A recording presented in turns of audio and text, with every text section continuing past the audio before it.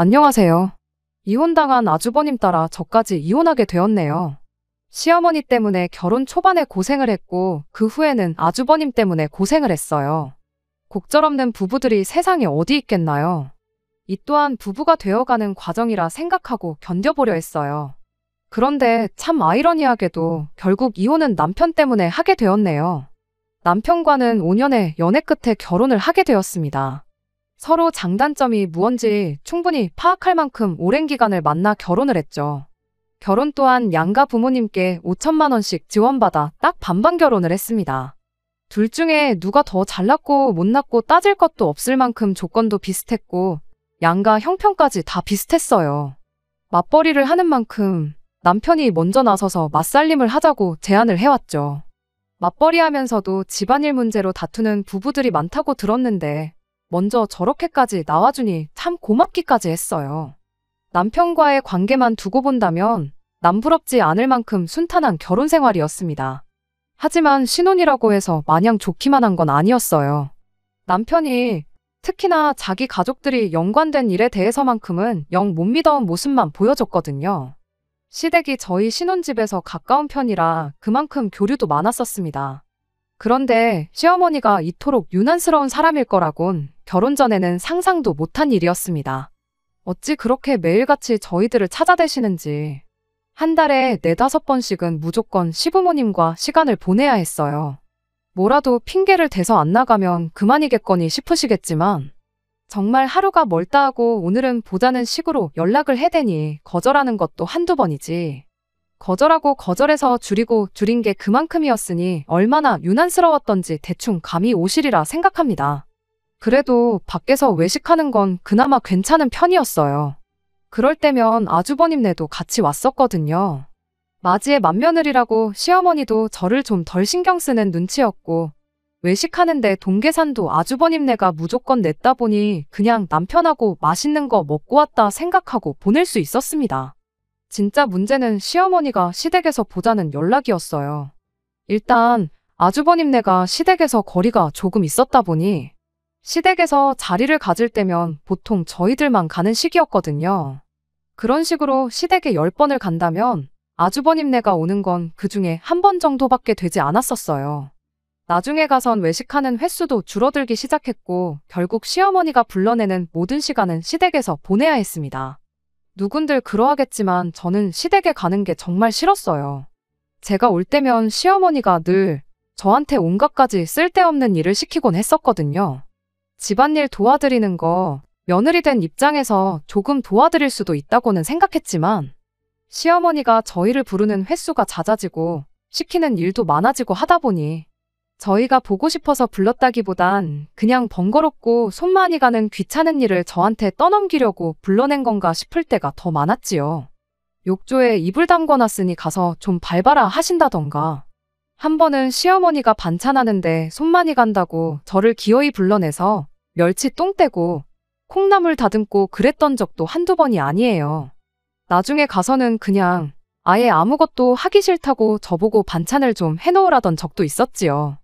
그런 것쯤이야 100번 양보해서 이것도 며느리 도리의 하나다 그렇게 생각하고 그냥 하고 집에 돌아오긴 했지만 언젠가부터 남편은 저 멀리서 구경만 하고 있고 제가 아무 말도 안 하고 있으니 무뎌져서 그런가 나중엔 저한테 미안해하는 척도 안 하더라고요. 심지어 무거운 걸 옮길 때에도 남자인 남편과 아버님이 조금 힘만 쓰면 끝날 것 같은 일까지 기어이 저한테 시키고 있으니 납득이 되지 않는 일의 연속이었습니다. 내가 결혼을 한 게 아니라 시댁에 잡일하러 취직을 했나 싶은 생각까지 들으니 남편한테 아무 말도 하지 않을 수가 없었지요. 집에서 맞살림하고 암만 저한테 잘해봐야 뭐 하겠어요. 시어머니가 저한테 시키는 일이 힘든 일이고 쉬운 일이고 그런 걸 떠나서 틈만 나면 사람 불러내 쓸데없는 거 시키고 그러는데 남편이 나서서 속 시원하게 이 상황을 정리해주지는 못할 망정 시댁에 핑계대고 오늘은 못 간다고 말하는 것도 항상 저희 몫이었거든요. 그래서 결국 참다 못해 결혼하고 반년도 안 지나서 남편한테 이건 좀 아닌 것 같다고 한마디 꺼냈습니다. 시댁의 발길을 끊는 것까진 바래본 적도 없고 시어머니한테 나 좀 부려먹지 말라고 시원하게 한마디 해주는 건 더더욱 바란 적 없다고. 다만 그래도 시댁에서 시어머니가 나를 그렇게 부려먹고 있으면 당신이 도와줄 수 있는 건 도와줬으면 좋겠다고 단도직입적으로 이야기를 했어요. 그런데 남편이 그때 한다는 소리가 시댁, 그러니까 시어머니 앞에서만큼은 그냥 어머니가 시키는 대로 하고 자기는 아무것도 안 하게 가만둬줄 수 없냐는 소리를 하더라고요. 그 이유가 무언가 하니 형님 이야기를 꺼내더라고요. 저랑 결혼하기 전에 시어머니가 형수님한테 하던 걸 봐왔다 보니 그렇게 못하겠다고요. 괜히 거기서 자기가 저 일하는 거 도와준다고 나섰다가 좋은 꼴 못 본다는 걸 알고 있어서 그러는 거랍니다. 아주버님이 형님 도와주는 척이라도 하면 어머님이 형님한테 그렇게 잔소리를 해댔답니다. 내 아들 시킬 거였으면 너를 여기 왜 불렀겠냐 하면서요. 그리고 그걸 가지고 혼자 속이 꽁해가지고는 며칠 동안 전화해서 사람을 아주 피가 마를 때까지 호달군다나요. 어머님이 형님한테 어떻게 하는지를 직접 두 눈으로 봐왔기 때문에 그렇기에 자기가 시댁에서 아무것도 안 하고 가만히 있어주는 게 오히려 저를 진정으로 위하는 길이나 마찬가지라는 소리를 하는 거예요. 다른 건 몰라도 시어머니가 자리에 같이 있을 때만큼은 자기 도움 같은 건 기대도 하지 말고 그냥 시키는 대로 해달라는 겁니다. 자기가 맞살림을 하기로 한 것도 집안일을 도맡아서 하는 것도 전부 다 제가 시댁에서 고생하는 걸 알기 때문에 그러는 거라는 거예요. 이건 뭐 옆구리 찔러서 절 받는 것도 아니고 당연히 그래야 해서 하는 거라 생각했던 맞살림이 알고 보니 제 기분 맞춰주려고 나서서 시작한 거라는 걸 알게 되니 적잖이 실망스러웠죠. 그래도 앞으로는 시댁에 다녀온 날에는 그날은 물론이고 그 다음 날까지 제가 해야 할 집안일이라도 자기가 대신 전부 다 하겠다며 시댁에서만큼은 시어머니를 거스르지 말아달라 부탁을 하대요. 어이도 없고 실망스럽기 그지없는 대답이긴 했지만 그래도 그때는 남편 말이 일리가 있다고 괜히 그런 소리를 하는 게 아니겠다고 그렇게 생각하려고 했어요. 남편이 자기 어머니에 대해서 저렇게 말할 정도면 시어머니가 사람을 갈구는 게 보통이 아니라는 소리나 마찬가지인데 남편이 도와준다고 제가 시댁에서 잡일을 그만하게 될 것도 아닌데 잠깐 조금 편하자고 남편 부려먹었다가 시어머니한테 된통 당할 수도 있다는 생각에 괜히 긁어 부스럼 만들 필요는 없는 거 아니겠냐 하고 그렇게 하기로 했어요.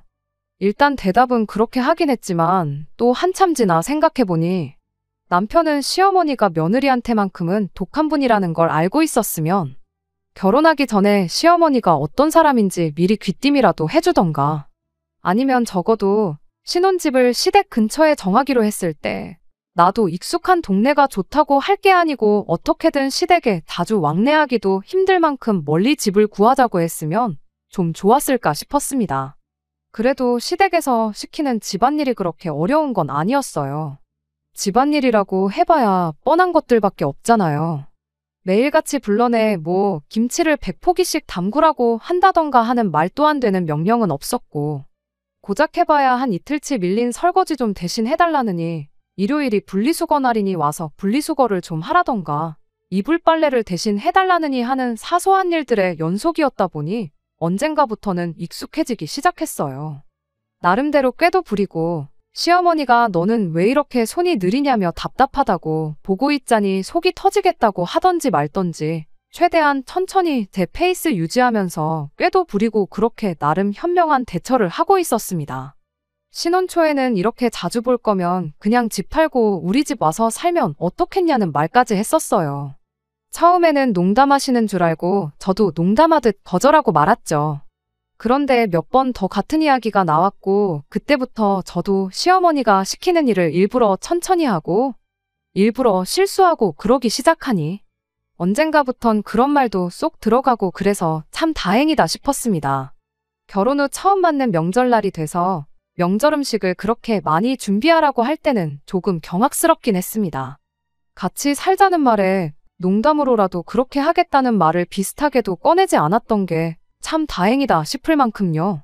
시댁이 따로 제사도 지내는 것도 아니었던 만큼 딱히 시댁에 다른 친척분들이 오시는 것도 아니고 기껏해야 저희들의 아주버님네, 시부모님 이렇게 6식구가 전부인데 그나마도 결혼 첫 해 2번의 명절을 보내면서 아주버님네는 따로 명절이라고 참석도 안 했는데 저는 뭘 그렇게 많이 붙이고 하는지 남은 음식들을 싸가긴 했지만 정말 전이라면 신물이 나서 한동안 생각도 나지 않을 만큼 연휴 끝나고도 몇 끼를 명절 음식들로 식사를 해야 했었습니다.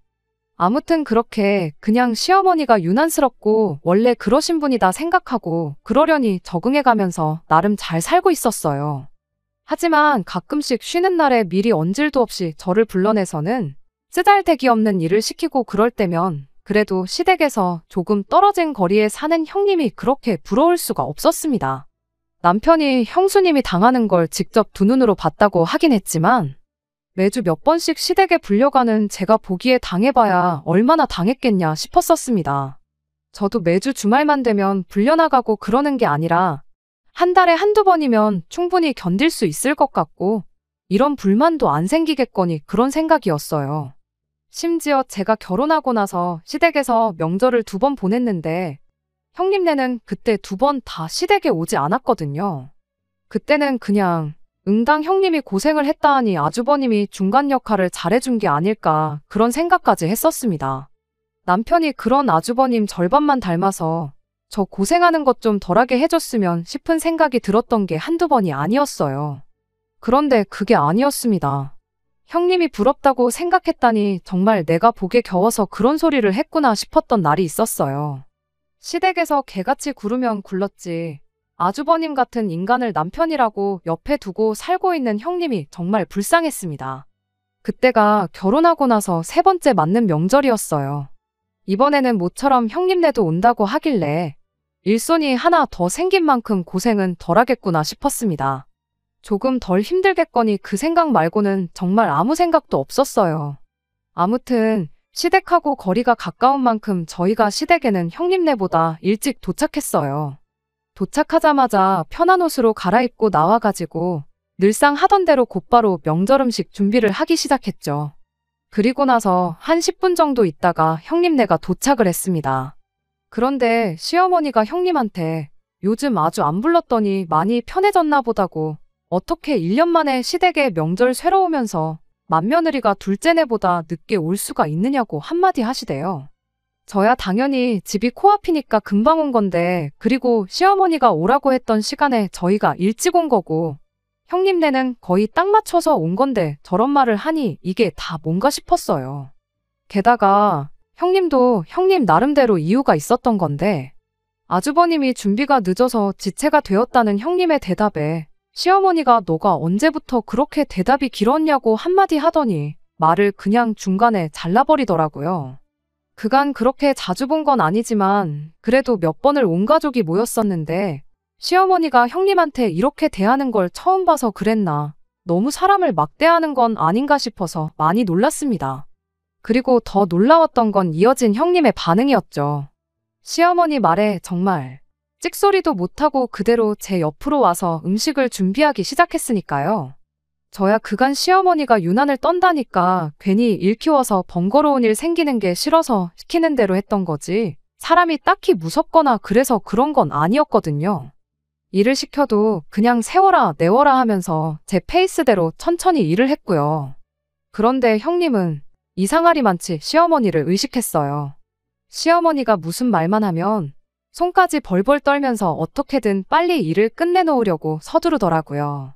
그래서 보다 못한 제가 천천히 좀 하시라고 한마디 했죠. 뭐 얼마나 시어머니한테 큰 죄를 지었길래 하는 말마다 벌벌 떨면서 그러시냐고. 시어머니가 시킨 일 좀 천천히 한다고? 전 뒤집는 게 늦어지는 거지 세상이 뒤집어지는 게 아니지 않냐고요. 음식 준비를 빨리 끝내고 싶으면 저기 TV 보면서 시시덕거리는 사람들이 우리를 도와주는 게 맞지. 어차피 우리 손은 2개밖에 없는데 우리가 암만 서둘러봐야 동태전 10개, 11개 차이밖에 안 날 거라고 그렇게 한마디 해줬죠. 해보신 분들은 알겠지만 바닥에 쪼그려 앉아서 전 부치는 게 여간 힘든 게 아니잖아요. 그런 제 말에도 형님은 괜찮다고 서두르면 서두르는 만큼 빨리 끝나지 않겠냐. 그럼 1분이라도 더 쉴 수 있는 거 아니냐 하면서 계속해서 속도를 내기 시작했습니다. 그런데 거실에서 TV 보던 시어머니가 무슨 지방방송이 이렇게 들리냐며 니들이 하하호호 떠들 시간이 어딨냐고 빨리빨리 좀 하라고 저희한테 성질을 내기 시작했어요. 그 말이 끝나기 무섭게 또 형님이 새파랗게 질려가지고는 알겠다고 대답을 하는데 당황해서 그랬나 옆에 있던 식용유통을 엎어버렸습니다. 제가 옆에 있었다 보니 크게 엎은 건 아니고 바닥에 조금 흐르기만 했을 뿐인데 형님은 그걸 엎었다는 사실만으로 멘붕이 온 건지 혼자서 또 그걸 치우겠다고 허둥대다가 식용유 때문에 미끄러져서 바닥에 철푸덕하고 쓰러져 버렸습니다.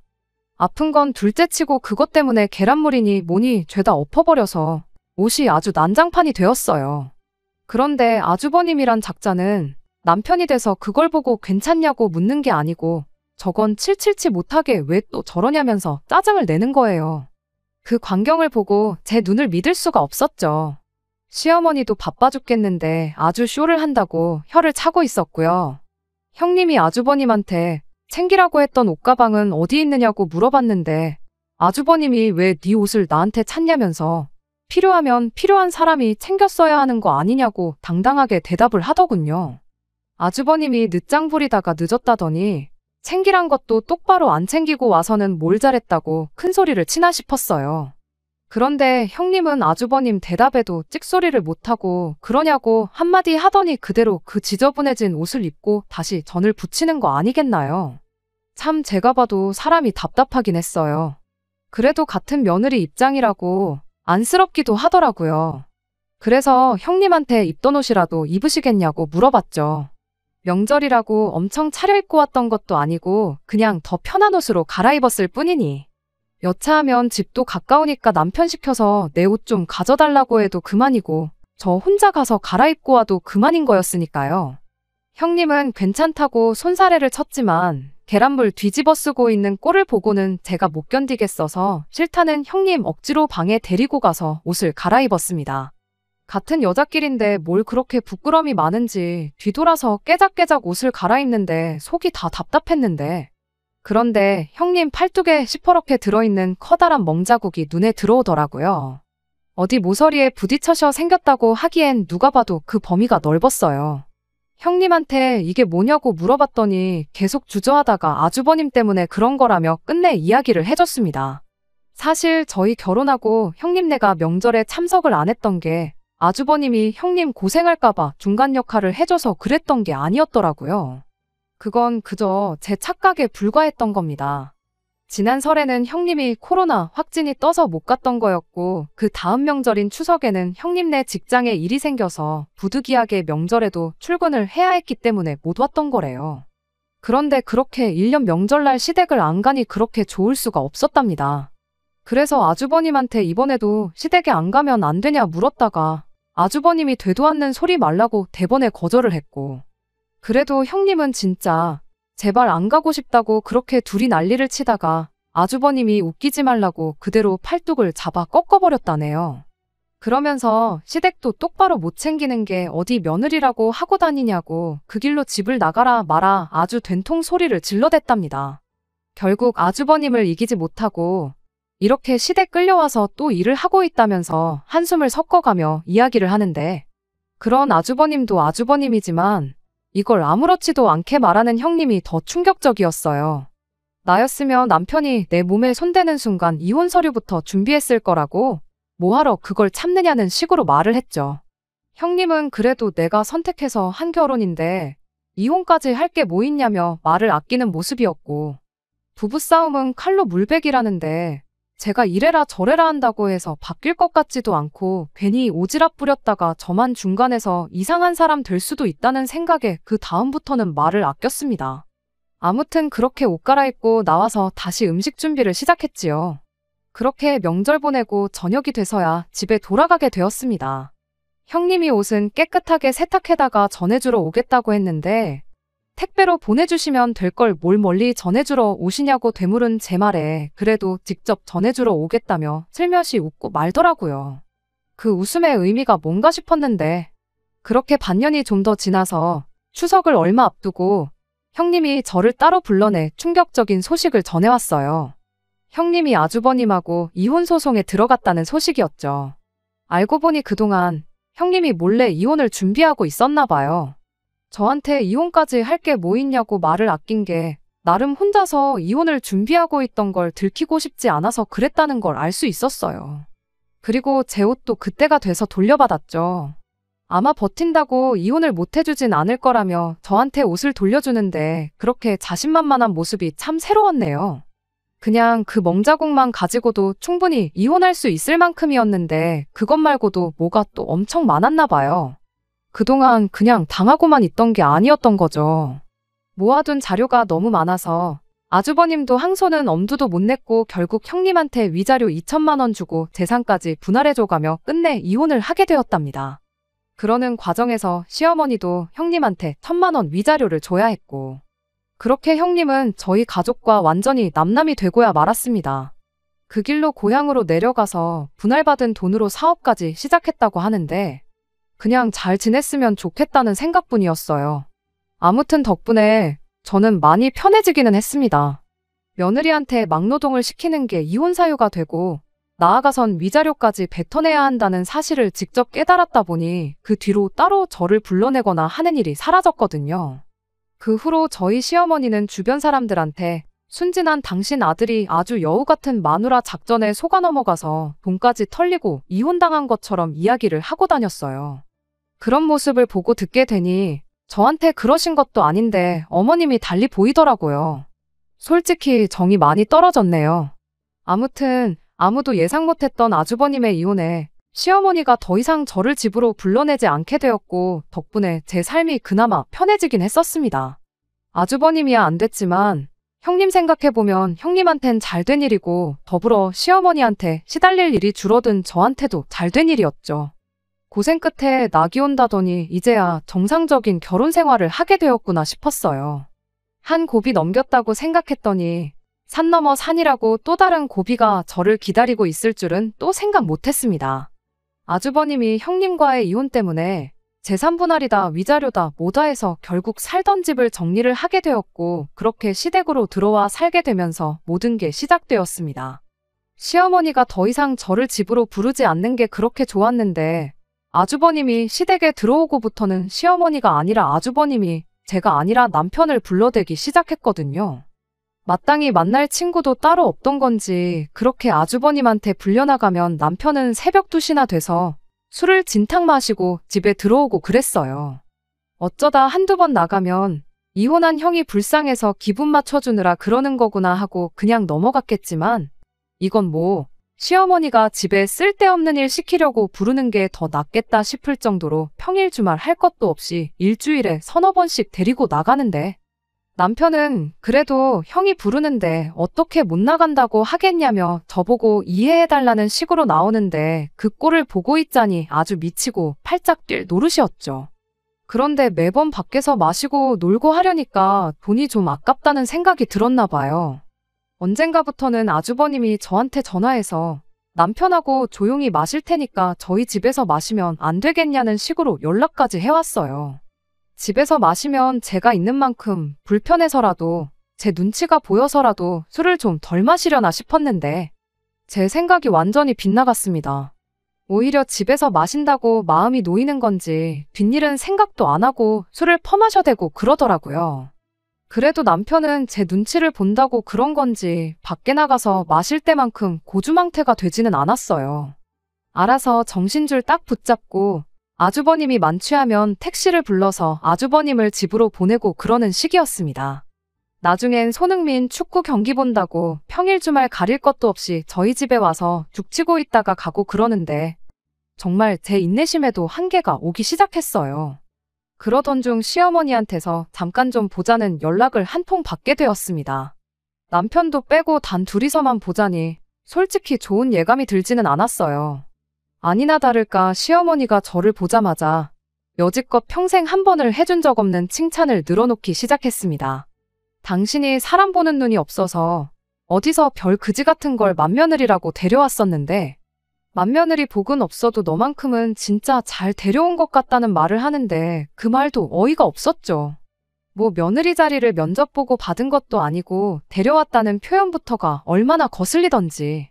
근본도 없고 가진 것도 없는 거 맏며느리라고 데려와서 그렇게 잘해줬건만 받아준 은혜도 모르고 이렇게 남편과 시부모 뒤통수를 치고 튈 줄은 몰랐다며 형님과 저를 비교해가며 칭찬을 해대는데 칭찬을 받고도 기분이 이렇게 나쁜 적은 그때가 제 인생에 있어서 최초인 것 같습니다. 본론은 나오지도 않았는데 별 얼토당토하는 칭찬을 하고 있는 것도 솔직히 좀 불길했어요. 아니나 다를까 시어머니가 니들 요즘 사이좋게 지내는 게 참 보기 좋다며 형제간의 우애에 대해서 일장연설을 늘어놓기 시작하더니 난데없이 저한테 아주버님도 저희 집에 같이 데리고 살아주면 어떻겠냐는 말을 꺼내더군요. 첫째한테는 잘 이야기해서 생활비 넉넉하게 한 100만 원 정도 보태라고 그렇게 말해놓겠다 하면서요. 그 말을 듣자마자 생각하고 자시고 할 것도 없이 싫다고 말하고 자리에서 일어났어요. 우애가 좋아도 남편하고 아주버님이 좋은 거지 저랑 좋은 건 아니지 않냐고. 안 그래도 아주버님 때문에 스트레스가 이만저만이 아니었는데 우리 집에 자주 찾아오는 걸 가지고 어머님이 그렇게 착각하실 줄은 몰랐다고. 이참에 아주버님 우리 집은 물론이고 우리 집 근처에도 얼씬도 못하게 해야겠다 말하고 자리에서 나왔죠. 시어머니는 저를 쫓아나와서 한다는 소리가 다 늙어서 이제 너네 시아버지 하나 챙기기도 벅찬데 장남까지 있으니 몸이 하나 더 있어도 모자라다면서 꼭 좀 그렇게 해달라고 재차 부탁을 하더라고요. 당신이 몸이 성했으면 그간 주말에나 평일에나 저를 불러내서 집안일을 시켰겠냐면서요. 요즘 그렇게 불러내지 않으니 너가 힘들 게 뭐가 있겠냐면서 꼭 좀 아주버님을 우리 집에 데리고 살아달랍니다.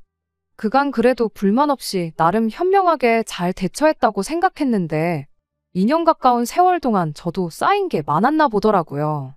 그 말을 듣자마자 대번에 지금 시댁에서 식모노릇 안 시키는 걸 생색이라고 내고 있는 거냐고 시어머니한테 한마디 쏘아붙였습니다. 다른 집이면 당연히 안 시킬 시자 갑질을 가지고 그거 이제 안 할 테니까 아주버님을 데리고 살라는 게 시집살이 걸고 협박하는 거랑 뭐가 다르냐고 한마디 따졌어요.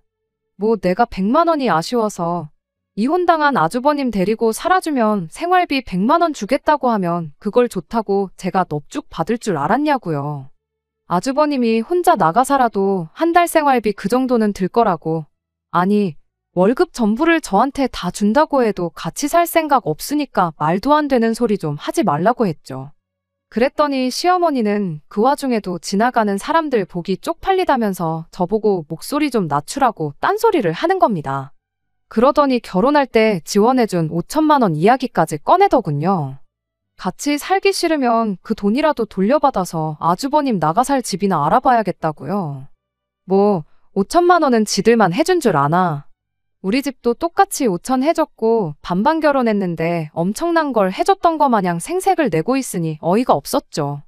더 말할 것도 없겠다 싶어서 가져갈 테면 가져가라는 심정으로 시어머니한테 한마디 더 했습니다. 아주버님 이혼시킨 걸로 모자라 이젠 저희까지 이혼시킬 생각이냐고 말이죠. 그렇게 한마디만 더 말하고 그냥 뒤도 안 돌아보고 집으로 돌아왔네요. 문제는 남편이었어요. 집에 오는 사이에 시어머니가 남편한테 구구절절 무슨 이야기를 나눴는지 다 설명을 했는가 보더라고요. 제가 집에 돌아오자마자 남편이 저를 붙잡더니 어떻게 어머니한테 말을 그렇게 할 수가 있냐며 저한테 심했다고 사과를 하라대요. 그럼 뭐 아주버님을 우리 집에 데리고 살자는 이야기냐 했더니 남편이 한다는 소리가 평생 데리고 살라는 것도 아닌데 못할 건 또 어딨냐는 소리를 하는 겁니다. 형님이 저렇게 평생 혼자 살 것도 아니고 재혼 상대 찾으면 다시 가정 꾸리고 집을 나가지 않겠냐는 거예요. 형님도 나이가 있으니 시간 끌어서 좋을 거 없는 거 알고 있을 거다. 혼자서 오래 있진 않을 테고 짧으면 1년도 안 되지 않겠냐면서요. 뭐 재혼은 하고 싶다고 다 하는 거냐고 한마디 했더니 요즘 이혼한 게 뭐 대수냐고. 형님이 사지 멀쩡하고 돈도 잘 버는데 못할 게 뭐가 있겠냐고 대답하더군요. 암만 이혼한 사람들이 재혼을 하고 싶다고 해도 판결문 보면 왜 이혼당했는지 주르륵 다 나오는데 시자 갑질하는 시모의 마누라 두들겨 패서 이혼당한 인간하고 잘도 하겠다고 한마디 해줬습니다. 그랬더니 남편이 형님 욕을 하기 시작하는 거예요. 누가 봐도 형님이 꽃뱀한테 당한 건데 너는 그 판결을 믿냐면서요. 전영수가 얼마나 독한 사람인 줄 아느냐고. 아무것도 가진 거 하나 없는 인간. 우리 형님이 데려가서 사라졌더니 그 은혜도 모르고 뒤통수를 친 무서운 여자라면서요. 그냥 어떻게든 재산 분할 가져갈 생각에 5년 동안 함정을 파놓고 상황을 자기한테 유리하게 만들어서 소송해서 승소를 한 거랍니다. 결혼 기간을 채워야지 재산 분할 받을 때 유리한 걸 알고 그랬던 거라면서 가족인 형님을 믿어주질 못할 망정 그 여자 말만 믿고 우리 형님을 이혼당해도 싼 사람으로 생각하고 있었냐면서 저한테 실망이라는 겁니다. 실망이라니 누가 할 소리를 하고 있냐고. 암만 형님이 진짜로 이혼을 목적으로 결혼한 거라고 해도 배우자를 멍이 들 때까지 패는 게 어디 사람이 할 짓이냐고 한마디 했더니 남편이 한다는 소리가 맞을 짓을 했으니 맞은 거 아니겠냐고 아주버님을 두둔하는 겁니다. 그리고 그때 깨달았죠. 시짜짓하는 시모도 이혼당한 아주버님도 문제지만 똥오줌 못 가리고 가족들 원하는 대로 다 해주려는 이 인간이 우리 결혼 생활에 있어서 가장 큰 문제였다는 걸요. 상처에 딱쟁이가 앉듯 이 힘들었던 시간들도 지나면 추억이 되고 우리가 부부로서 한 단계 더 성숙해지는 단계라고 생각하고 참아왔건만 이 인간은 저를 그저 제가 부탁만 하면 자기 뜻대로 움직여주는 호구 정도로 생각하고 있다는 사실을요. 맞을 짓을 하면 맞아도 싸다는데 시모 뜻에 거역하고 아주버님 무시했다간 이 인간이 나한테 손을 대는 날도 머지 않겠다는 확신이 생겼고 두말할 것도 없다 싶어서 그 길로 남편한테 이혼하자는 이야기를 꺼냈습니다. 나는 형님처럼 5년이나 기다릴 것도 없다고. 어차피 반반 결혼했고 니네 엄마가 그 와중에 5천만 원도 가져가겠다 했으니 그거 감안해서 5천만 원 제하고 절반 가져가겠다. 그렇게 한마디 해주고 그냥 그 길로 꼴도 보기 싫어서 그냥 집을 나왔어요. 친정도 너무 멀리 있고 당장 어디 가 있을 곳도 없어서 방황하고 있었는데 1시간도 안 지나서 남편한테 다시 이야기 좀 해보자며 미친 듯이 연락이 오더라고요. 시댁도 가까운데 내 집에서 내가 나갈 게 아니라 남편이 시댁으로 꺼지면 될 것 같아서 당신이 시댁으로 가 있어라고 한마디 할 생각으로 집에 돌아갔더니 집에는 시어머니도 함께 자리에 있었습니다. 어머님은 여기 왜 와 계시냐고 결국 둘째 아들까지 이혼당하는 거 실시간으로 구경하러 오셨냐고 한마디 했더니 시어머니가 쩔쩔매기 시작하면서 자기가 잘못 생각했던 것 같다며 사과를 해오더군요. 5천만 원 내놓으라고 한 것도 사실 홧김에 그런 거라고 당신이 오죽 답답했으면 그랬겠냐면서요. 자식들 잘 되길 바라는 게 부모 마음이라고 너도 앞으로 애 낳고 키우다 보면 내 심정이 무엇인지 이해할 거다 하면서 쩔쩔매는데 그러는 시어머니한테 한마디 또 해줬습니다. 자식 잘 되길 바라시는 분이 며느리들이 한을 품고 이혼을 결심할 때까지 사람을 그렇게 못 살게 구셨냐고요. 그래도 너무 죄책감 갖지 마시라고. 이혼 사유를 100이라고 본다면 어머님 때문에 이혼하는 건 그중에 한 30에서 40 정도밖에 안 될 거라고요. 판사님도 아주버님 위자료 2천 주라고 할 때 어머님한테는 1,000만 원만 하라고 하지 않았었냐고. 진짜 이혼 사유는 모자란 어머님의 두 자식들한테 있는 거니 자책하실 필요 없고 이제부터라도 두 아들 다시 품에 끼고 살면서 새로운 사람 만나서 새 가정을 꾸릴 때까지 모자란 거 잘 가르쳐 주시라 그렇게 한마디 하고 두 사람들 집에서 쫓아내버렸습니다. 그리고 1년 조금 안 되는 지리한 싸움 끝에 결국 저도 이혼을 하게 되었어요. 재산 분할은 애초에 반반 결혼을 했다 보니 더 계산할 것도 없이 절반 가져왔습니다. 돈을 만드는 과정에서 남편이 집을 정리할 수 없었기에 아주버님이 이혼당해서 가져온 걸로 그 돈을 충당했죠. 집을 정리할 수 없던 이유는 안 봐도 뻔했습니다. 시어머니가 아버님 하나도 힘든데 두 자식들까지 당신 품에 다시 끼고 살려니 그게 답도 없다고 느껴진 건지 절대로 집에 기어들어올 생각 말라고 강하게 나오는 바람에 둘이서 그 집에 같이 살기로 했는가 봐요. 살림이야 남편이 자라니 둘이서 밥 굶고 그러지는 않겠죠. 시어머니는 자기도 하기 싫은 걸 왜 저한테 떠넘기려고 했는지 모르겠어요. 덕분에 저도 새 인생 찾을 수 있었으니 이유는 불문하고 저한테는 좋은 일이라 생각할 수 있겠네요. 다른 건 모르겠고 시어머니의 두 자식들이 재혼만큼은 안 했으면 좋겠다는 생각밖에 안 드네요. 괜히 아무 죄도 없는 사람 인생 망치지 말고 의 좋은 형제들끼리 평생을 그 집에 둘이서 살았으면 합니다. 저보다 먼저 이혼한 형님도 얼마 전에 만났어요. 얼굴색도 훨씬 좋아지고 제잘제잘 말도 많고 사람이 아예 달라졌더라고요. 지금 만나는 사람도 있고 결혼까지 생각하고 있다고 하는데 최악을 경험했다 보니 그 누구를 만난들 마냥 행복할 수 있는 걸까요? 저는 당장에는 다시 결혼을 한다는 게 엄두도 나지 않거든요. 저도 뭐, 시간 지나면 괜찮아질런지 모르겠지만, 당장은 제 한 몸 건사하는 것만 생각하면서 살 생각입니다. 끝까지 들어주셔서 감사합니다. 오늘의 사연은 여기까지입니다. 구독과 좋아요, 알람 설정 부탁드리고 더 좋은 사연으로 다시 찾아뵙겠습니다. 감사합니다.